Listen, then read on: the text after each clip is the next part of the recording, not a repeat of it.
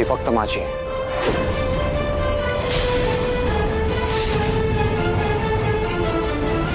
बाप रे, एवढं सगळं होऊन सुद्धा हा इंद्रा ह्या राणीला डिफेंड करतोय. हे बघ मालती, मला काय वाटतं माहितीये का, इंद्रा आणि राणीमध्ये ना काहीतरी गैरसमज झालाय. अगं आहे बघ, राणी इंद्रावरती आरोप करते ना, म्हणजे नक्कीच काहीतरी घडलंय,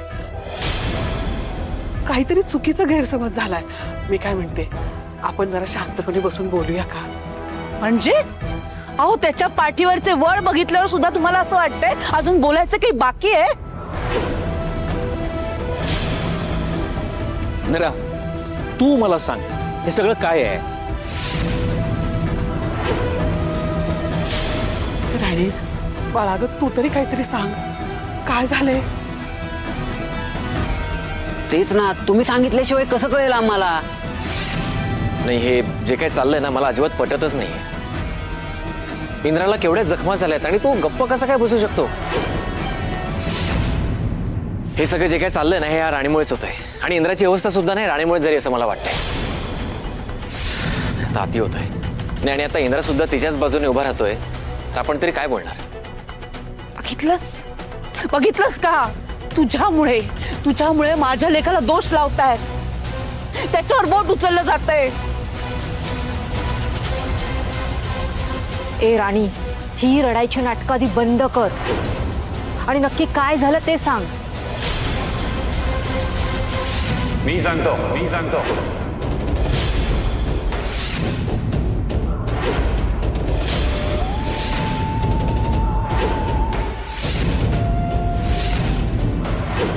राणी आणि माझ्या लग्नाच्या वेळी काही गोष्टी घडल्या होत्या आणि आज त्यामुळेच आपल्याला हा दिवस बघावा लागतोय.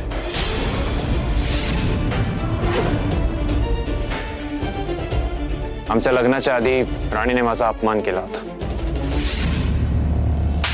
त्यामुळे फॅक्टरीत काही कामगारांनी संप केला होता. या सगळ्याला राणी कारणीभूत होते.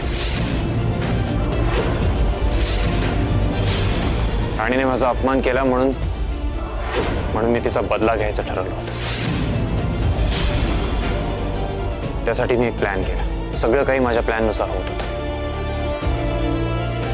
बुवा माझ्या गाडीचा अपघात करणार, तेवढ्यात राणी मध्ये आली आणि माझा प्लॅन फेल गेला. रागाच्या भरात मी तिच्या लग्नात पोहोचलो आणि मला तिथे दुसरी संधी मिळाली. मला राणीचं आयुष्य उद्ध्वस्त करायचं होतं म्हणून मी राणीशी लग्न.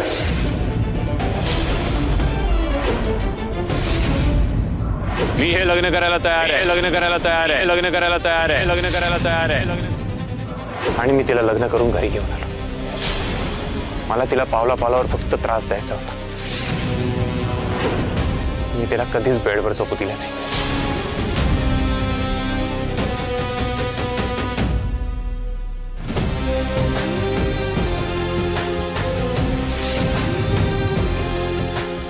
ऊन असो पाऊस, मी तिला सतत बॅल्कनीमध्ये झोपायला सांगितलं. माझ्या कुठल्याच गोष्टींना तिला मी हात लावू दिला नाही. सगळ्यांसाठी आम्ही एक हॅपी मॅरिड कपल म्हणून वावरत होतो. पण तुमच्या सगळ्यांच्या नकळत मी फक्त हा विचार करायचो की मला तिच्या डोळ्यात पाणी कसं दिसेल.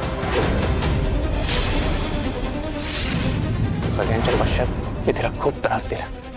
मी तिला नोकर म्हणून वागवलं. मी तिला कुठलाच आनंद उपभोगू दिला नाही. बायको म्हणून मी तिला तिचा मान कधीच दिला नाही.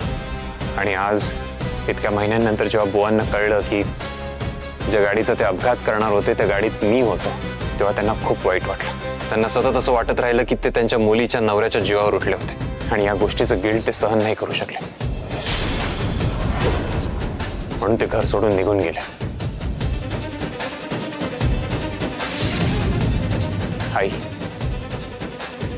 आय होप तुला आता तरी कळलं असेल की या सगळ्या मागे राणीची काहीच चूक नाहीये.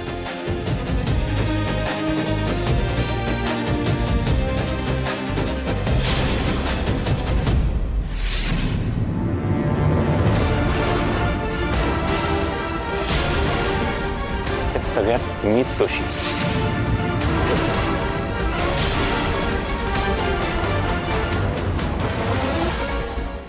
हे जे काही सगळं घडलंय त्यासाठी मीच रिस्पॉन्सिबल आहे.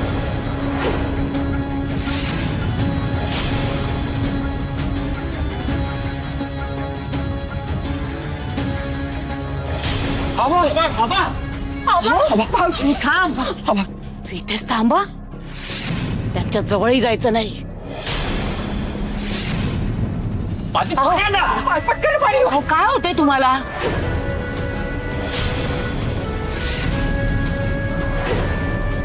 बोला ना काहीतरी.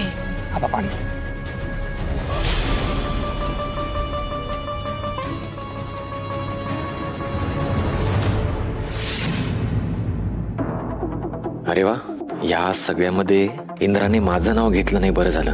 नाहीतर आता आबांच्या ऐवजी मलाच पाणी प्यावं लागलं असतं. बाबा, मी इंद्रजित सरांना हेच म्हणत होते की हे सगळं तुमच्यामुळे झालं. जे काही घडलंय त्याला तुम्हीच जबाबदार आहात. आमचं हेच बोलणं चाललं होतं तेव्हा मालती मॅडम तुम्ही ते ऐकलं.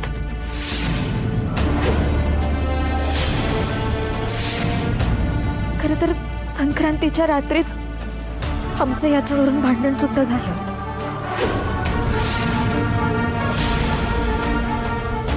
इंद्रजित सरांनी स्वतःच्या तोंडाने माझ्यासमोर या सगळ्या गोष्टी कबूल केल्या. खरं तर मी घर सोडून सुद्धा निघून गेले होते, पण महाडिक घराच्या इब्रतीसाठी आणि माझ्या आई वडिलांच्या आनंदासाठी मी परत आले. आणि म्हणूनच तुम्ही परत आल्यावर तुम्हाला इंद्रजित सर उंबरठ्यावर झोपलेले दिसले.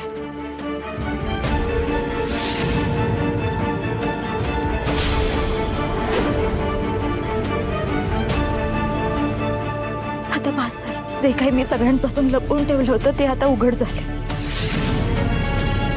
डोक्यावरचं ओझं हलकं झाल्यासारखं वाटतं.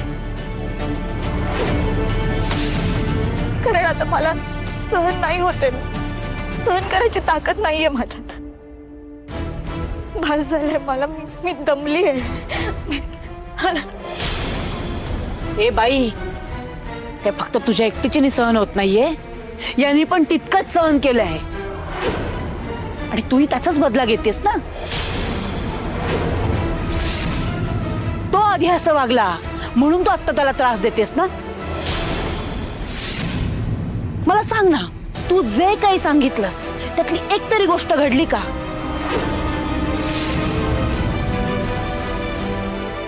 तुझ्या बुवांनी माझ्या इंद्राची गाडी उडवली का?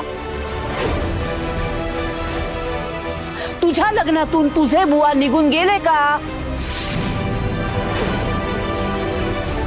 माझ्या इंद्रामुळे तुझ्या बुवांनी त्यांच्या जीवाचं काही बरं वाईट केलं का?